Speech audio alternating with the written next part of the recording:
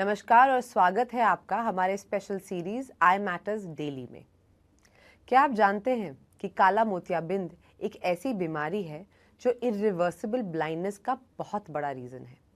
हमारे देश में ये करोड़ों लोगों को अफेक्ट करता है। सबसे बड़ी चिंता की बात तो ये है कि ज़्यादातर लोगों को तब तक पता नहीं चलता जब तक उनका विजन काफ़ी हद तक ख़राब ना हो जाए। आज हम एक एक्सपर्ट से बात करेंगे ताकि समझ सकें कि अर्ली डिटेक्शन इतना ज़रूरी क्यों है और आप और आपके नज़दीकी कैसे सिंपल स्टेप्स लेकर अपनी आँखों की रोशनी प्रोटेक्ट कर सकते हैं। तो चलिए शुरू करते हैं और रोशनी डालते हैं इस साइलेंट थीफ और साइट पर। तो डॉक्टर साहब, रिसेंटली मैंने काफ़ी सुना है काला मोतियाबिंद के बारे में, जो चुपके से ब्लाइंडनेस का रीज़न बनता है। क्या आप हमको बता सकते हैं कि काला मोतियाबिंद एग्जैक्टली होता क्या है और कौन से रीजन इसके लिए जिम्मेदार होते हैं?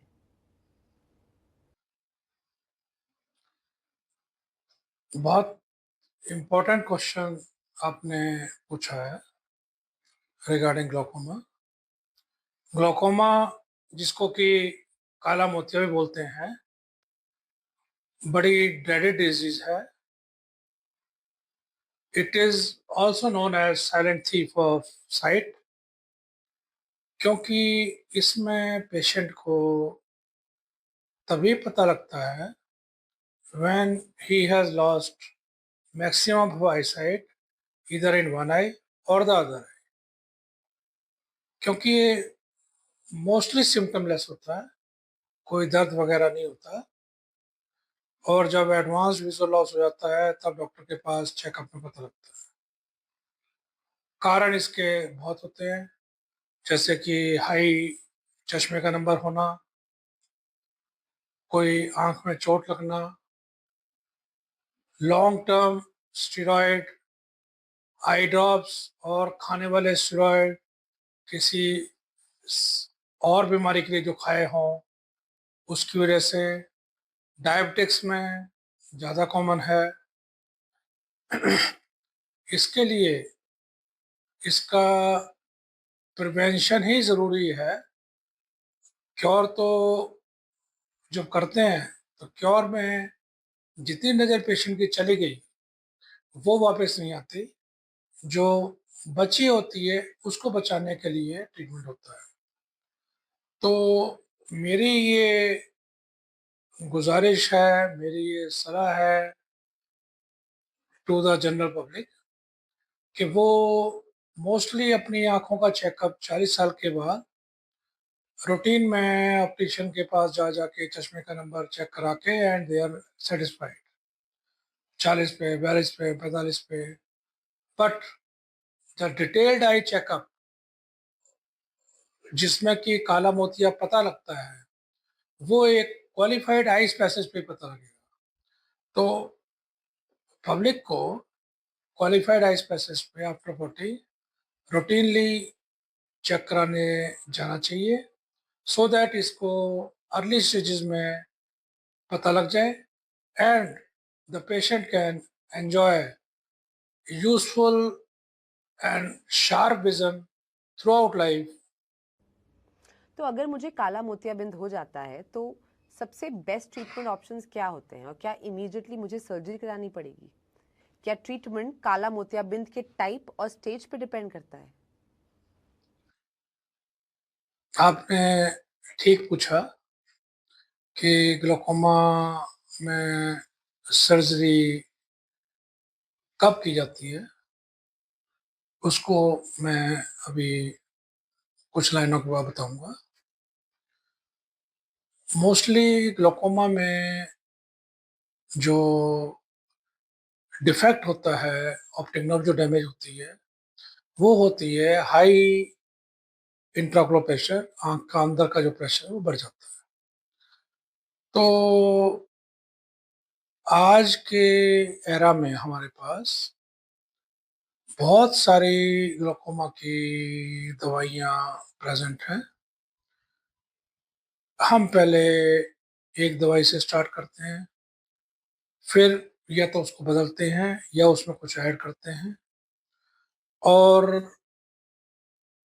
मैक्सिमम मेडिकेशन, 3-4 दवाइयाँ अगर काले मोतिये की प्रेशर कंट्रोल करने में या ऑप्टिक नर्व के डैमेज को रोकने में over a period of time after doing multiple test, जो आंखों की नस के होते हैं, विजुअल फील्ड होता है, ओसीटी होता है, इंट्राओकुलर प्रेशर होता है, अगर उससे कंट्रोल ना हो तो हम पे एक लास्ट रिजॉर्ट जो है वो सर्जरी का है, जो कि बड़ी कामयाब सर्जरी है और उससे पेशेंट जो है दवाइयाँ डालने से ही बच जाता है।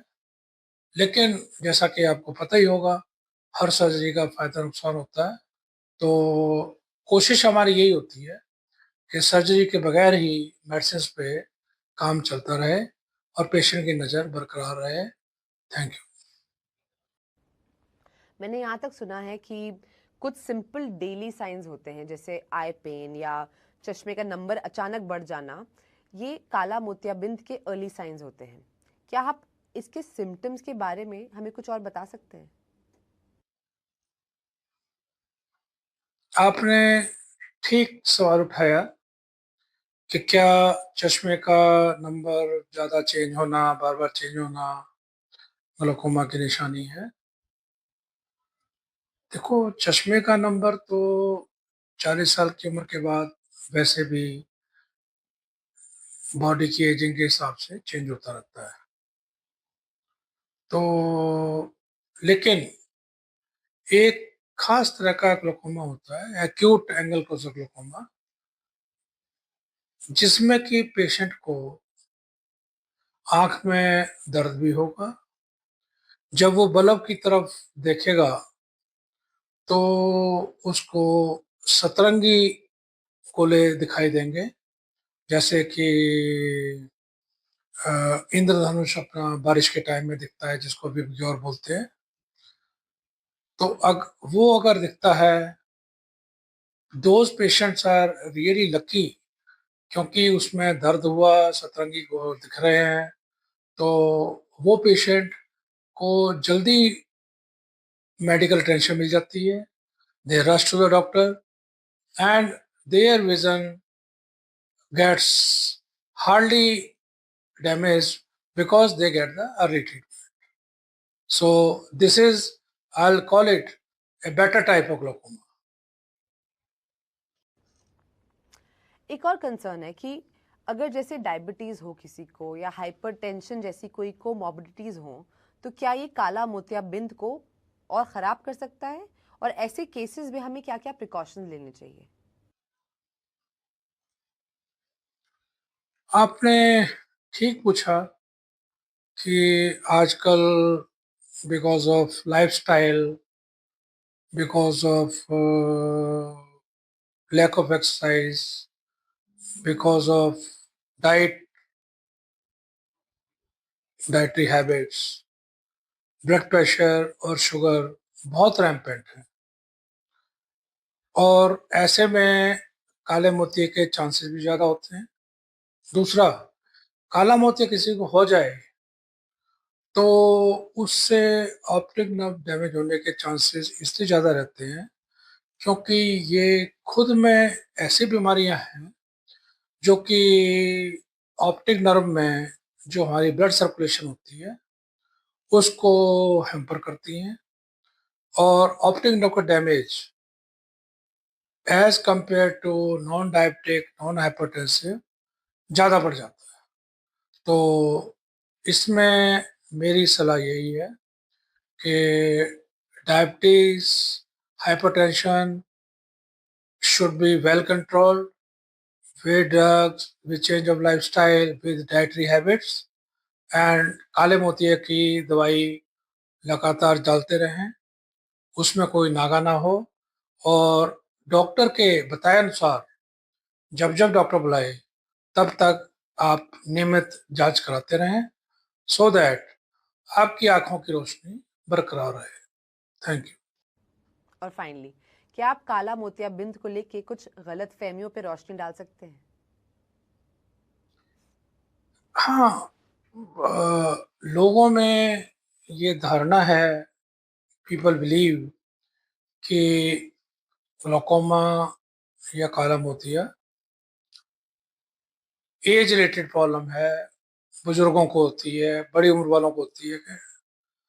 नहीं, हमने देखा है कई बारी कंजल्टर ग्लाकोमा भी होता है, कई बारी छोटे बच्चों को जो कोई एलर्जी वगैरह की दवाई डाल रहे हैं उससे भी उनको ग्लाकोमा हो जाता है, और अनसुपरवाइज रहे तो उससे उनकी नज़र जो है काफ़ी कमज़ोर भी पड़ जाती है। तो एक बार अगर इसका ट्रीटमेंट हो जाए तो लोग कई बार सोचते हैं कि प्रेशर कंट्रोल में आ गया, ठीक है, अब हमारी बीमारी कट गई तो हम ठीक हो गए। No, it is a life long disease.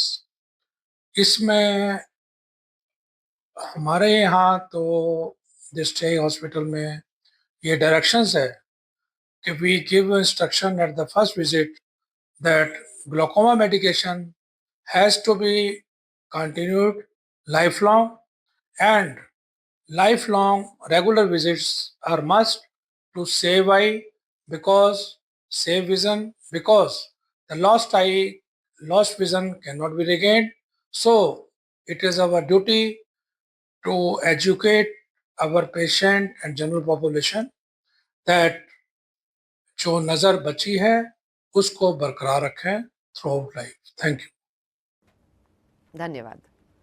हम उम्मीद करते हैं कि ये कॉन्वर्सेशन आपको काला मोतियाबिंद को थोड़े और अच्छे से समझने में हेल्प करेगी और ये भी बताएगी कि रेगुलर आई चेकअप्स क्यों इंपॉर्टेंट होते हैं। याद रखिए, अर्ली डिटेक्शन आपकी विजन और आपके लव्ड वंस की आईसाइट को प्रोटेक्ट करने में बहुत फर्क ला सकती है। इस एपिसोड को अपने फ्रेंड्स और फैमिली के साथ शेयर कीजिए ताकि हम काला मोतियाबिंद की अवेयरनेस को दूर तक पहुंचा सके। अगली बार तक अपनी आंखों का ध्यान रखिए और हेल्दी रहिए। For more information, follow us on @imattersdaily. Thank you.